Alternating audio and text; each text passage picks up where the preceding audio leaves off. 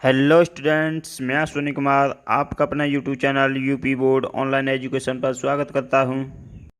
आज इस वीडियो में देखने वाले हैं कुछ अलग टाइप के एक्टिव एंड पैसिव वॉइस जिसमें कि प्रीपोजिशन बाई का यूज नहीं होगा और किसका यूज होगा इस वीडियो हम देखने वाले हैं। इससे बेहतर आपको कहीं नहीं मिल सकता है, इसलिए इस चैनल को अभी सब्सक्राइब कर लें, क्योंकि यहाँ पर मैं क्लास 10th और 12th की कंप्लीट प्रिपरेशन करा रहा हूँ तथा बोर्ड एग्जाम से पहले उसका रिवीजन भी करा दूंगा और प्लेलिस्ट भी बनी हुई इस प्रत्येक विषय की, वहाँ से आप एक एक वीडियो अच्छे से देख लीजिए, नोट बना लीजिए। नोट के लिए मैंने PDF देता रहता हूँ, ग्रुप में ज्वाइन हो जाइए, वहाँ से PDF डाउनलोड कर लीजिए, नोट्स भी बना लीजिए। चलिए स्टार्ट करते हैं। Some other special active and passive voice कौन कौन से। इसमें क्या हुआ है, इसमें मॉडल ऑक्सिलरी वर्ब का यूज हुआ है। मॉडल ऑक्सिलरी वर्ब कौन सी होती है? Can, could, may, might, should, ये सब क्या है? मॉडल ऑक्सिलरी वर्ब हैं। चलिए इनका यूज हम देख लेते हैं कैसे क्या हुआ है। इनका यूज हुआ we should obey other elder, यानी कि इसमें क्या है, यहाँ से अवर एल्डर्स को हम यहाँ पे ले आए, जो कि मैंने पिछली वीडियो में बता चुका हूँ कि कैसे क्या बनाते हैं ये सब, ठीक है। तो अवर एल्डर्स को हम पहले यहाँ सब्जेक्ट बना के ले आए ऑब्जेक्ट के, और उसके बाद में शुड शुड हुआ है, शुड के बाद में शुड बी कर दिया। यहाँ पर क्या होता है, जो ये मॉडल ऑक्सिलरी वर्ब हैं उनके बाद में हम बी का यूज करते हैं। और अगर कोई जैसे कि इज, एम, आर, वाज, वर, इनमें है इनमें से कोई भी आ गया तो उसके साथ टू बी का यूज करते हैं, यानी टू लगा हुआ आएगा उसके साथ में तो बी का यूज करेंगे हम, ठीक है। चलिए देख लेते हैं यहाँ से पहला एग्जाम्पल क्या है। वी शुड ओबे अवर एल्डर्स, यानी कि our elders should be obeyed. इसमें क्या बताया मैंने, हमेशा थर्ड फॉर्म का यूज होता है, तो ओबेड बाय अस, इसमें बाय अस का यूज हुआ है, क्योंकि वी का यहाँ पे क्या बना है, अस बना है, ठीक है।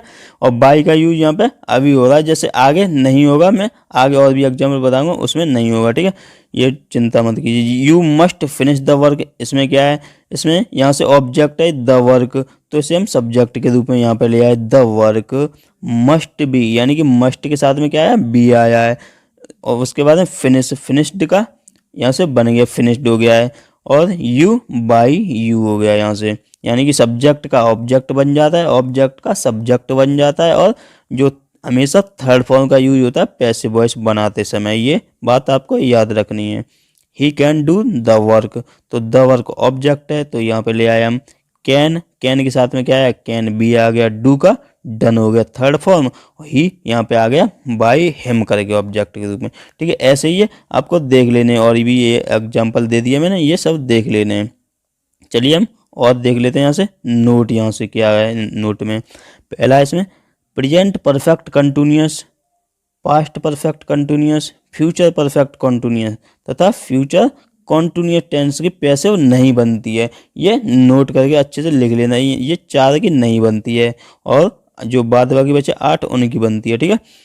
केवल ट्रांजिटिव वर्ब वाले वाक्य ही पैसिव बन सकते हैं, यानी कि इंट्रांजिटिव वाले वाक्य नहीं पैसिव बन सकते हैं।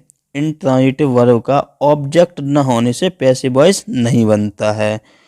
तीसरा नोट क्या कह रहा है यहाँ पे, कुछ वर्ब के पश्चात पैसिव वॉइस में बाई प्रीपोजिशन के स्थान पर अन्य प्रीपोजिशन का यूज होता है, उन्हें अब हम देखने वाले हैं। चलिए पहला देख लेते हैं। सबसे पहले क्या है, surprised, astonished, disappointed, distressed, displeased, alarmed. इनके बाद में हम किसका यूज करते हैं, एट का यूज करते हैं, इनके साथ में हम एट लगाते हैं, बाई का यूज नहीं करते हैं। अब हम एग्जाम्पल देख लेते हैं। योर इंटेलिजेंस सरप्राइज्ड मी, यानी कि मी है तो यहाँ पे आई आ गया सब्जेक्ट के रूप में। सरप्राइज्ड क्या है, ये पास्ट इंडेफिनिट का है, तो उसमें वाज आ गया। सरप्राइज्ड के साथ में क्या आ गया, ये एट आ गया, यानी कि बाई नहीं आया है। एट योर इंटेलिजेंस, ये योर इंटेलिजेंस सब्जेक्ट था तो ऑब्जेक्ट बन के आ गया योर इंटेलिजेंस, लेकिन हमने इससे पहले बाई लगाते थे, उसके स्थान पर क्या लगाया, एट लगाया है, ठीक है। दूसरा एग्जाम्पल देख लीजिए। हिज सक्सेस एस्टोनिश्ड अस, अस क्या बन के आ गया, वी यहाँ पे सब्जेक्ट के रूप में। एस्टोनिश्ड क्या है, ये पास्ट इंडेफिनिट हो गया, तो उसके साथ में वर आ गया, क्योंकि वी के साथ में वर आता है। वर एस्टोनिश्ड एट हिज सक्सेस, ये बन के आ गया ये, ठीक है। ऐसे ही तीसरा चौथा ये सभी एग्जाम्पल देख लेने, 6 एग्जाम्पल इसके, ठीक है। चलिए हम दूसरा देख लेते हैं यहाँ से। अब क्या है दूसरा, नॉन या ऑब्लाइज्ड के साथ में पैसिव वॉइस में टू आता है, यानी कि बाई के स्थान पर क्या आता है, टू आता है अगर ये नॉन और ऑब्लाइज्ड अगर आएगा तो। जैसे कि Gandhi ji knows, everybody knows Gandhi ji, तो इसका क्या बना है, गांधी जी को सब्जेक्ट बना के ले आया यहाँ पे, गांधी जी इज, क्योंकि ये नोज जो है ये किसका है, प्रेजेंट इंडेफिनिट का है, तो उसमें क्या आएगा, is. Gandhi ji is known, यानी थर्ड फॉर्म लगी नॉन टू एवरीबॉडी, यानी कि यहाँ पे क्या यूज हुआ है, टू का यूज हुआ है। दूसरा एक और देख लीजिए, ही विल ऑब्लाइज मी, तो मी का आई के साथ में सेल भी, क्योंकि यहाँ पर विल है तो विल की जगह पे यहाँ पर सेल भी आ गया, सेल भी ऑब्लाइज्ड टू हिम, ही का हिम हो गया यहाँ पर। चलिए हम तीसरा देख लेते हैं, वो तीसरा कौन सा है, तीसरा है pleased, satisfied, disgusted, charmed, throned, lined, इनके साथ में क्या यूज होता है, विद का यूज होता है। ठीक है, एग्जाम्पल देख लीजिए, माई बिहेवियर प्लीज्ड हिम, यानी कि हिम ही बन के आ गया यहाँ पे, ही वाज प्लीज्ड है तो ये पास्ट इंडेफिनिट है, उसके साथ में वाज आ गया, ही वाज प्लीज्ड विद का यूज हुआ है। और ये माई बिहेवियर यहाँ पे सब्जेक्ट था तो ये ऑब्जेक्ट बन के यहाँ पे आ गया है। दूसरा example, your work satisfied the officers, तो द ऑफिसर्स यहाँ पे सब्जेक्ट बन के आ गया, आर, क्योंकि ऑफिसर्स है तो प्लूरल उसके साथ में आर का यूज हुआ है, are satisfied with your work, यानी कि यहाँ पे योर वर्क सब्जेक्ट था तो यहाँ पे ऑब्जेक्ट के रूप में आ गए योर वर्क। ऐसे ही ये और भी हैं एग्जाम्पल, वो देख लेना, क्योंकि वीडियो ज़्यादा बड़ी हो जाएगी इसलिए मैं थोड़ा थोड़ा बताते चल रहा हूँ। ठीक है, अगला है डी नंबर, कंटेंट और इंटरेस्टेड के साथ में इनका यूज होता है, इन, यानी बाई के स्थान पर इन, यानी प्रीपोजिशन का यूज होता है। जैसे कि एग्जाम्पल है, this box contains many beautiful things, तो इसमें क्या है, मैनी ब्यूटीफुल थिंग्स जो सब्जेक्ट के रूप में यहाँ पे आ गया है, ये प्लूरल है तो इसके साथ में आर लग गया यहाँ पे, आर कंटेंड इन, इनका यूज हुआ है, और दिस बॉक्स जो सब्जेक्ट था वो ऑब्जेक्ट के रूप में आ गया यहाँ पे। दूसरा देख लीजिए जल्दी से, this case interests the lawyers, तो इसमें द लॉयर्स यहाँ पे आ गया, प्लूरल तो आर लग गया, इंटरेस्टेड थर्ड फॉर्म हो गया, इन दिस केस। ऐसे तीसरा एक और, दिस बुक इंटरेस्ट्स मी है तो आई हो गया, आई के साथ एम लगता है, इंटरेस्टेड इन दिस बुक ये हो गया है। अब नोट देख लीजिए यहाँ से जल्दी से, कुछ transitive verb in transitive verb के साथ प्रीपोजिशन का प्रयोग होता है, जैसे कि प्रीपोजिशन के साथ मिलकर ये क्रियाएं ट्रांजिटिव वर्ब का कार्य करती हैं। पैसिव वॉइस में प्रीपोजिशन क्रिया के साथ रहता है।